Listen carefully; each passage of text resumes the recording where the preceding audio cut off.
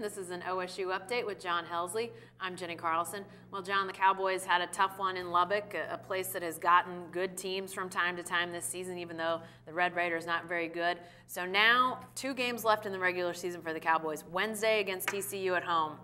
Got to win this one, don't they? I think it's a must-win in every way, Jenny. You know, a few weeks ago, the Cowboys were really sitting good, looking like they were a lock for the NCAA tournament. Now they've lost 4 in a row.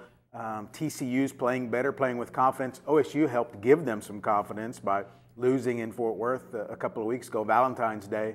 It's a must-win. They really need to play well. Well, and let's talk about where the Big 12 is in terms of NCAA tournament, because this is a really deep league. I mean, I think that's been established. So if the Cowboys win Wednesday, they're at 8 in the conference, 8 wins.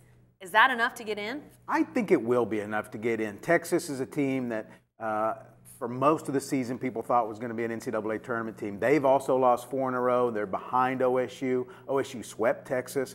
I think the strength of the league, it's the #1 RPI conference, will get 6, 7 teams in. And right now, OSU fits in that equation. If they beat TCU on Wednesday, they go to West Virginia with a chance to go 9-9 in the league. If they don't win Wednesday, then you've got to go to West Virginia and get a win, don't you? Got to go to West Virginia, which is a very difficult place to go play.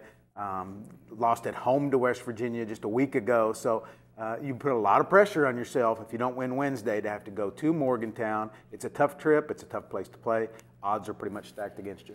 Lastly, let's talk about some individual struggles, because Phil Forte, a guy that's been so rock solid for the Cowboys, really looks like he's having a time.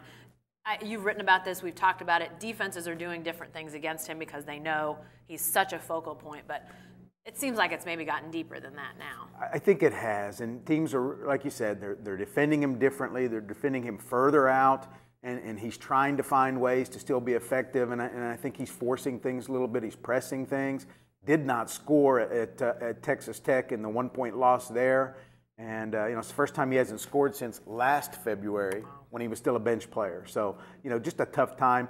He'll pull out of it. The way Phil Forte works, the way he puts so much time into his game, you figure he'll pull out of it, and even to pull out of it now. Yeah. Can he get any help from anybody else? Is there an emergent helper there to maybe get him over the hump? That's the interesting thing. Everything was set up for sort of a storybook finish at Texas Tech the other day. They're down 15 the second half. Jeffrey Carroll, a guy who had so much high hopes for, hasn't really had the season he hoped, hits 4 3-pointers in the second half, and hits a 3 to put them ahead with 13 seconds left. And you think, okay, this is going to have a real interesting final twist here. Yep. And then Tech gets a 3-pointer to win it. Yeah, crazy stuff. All right, thanks, John. Be sure to stay with the best coverage team anywhere at newsok.com and every day in the Oklahoman.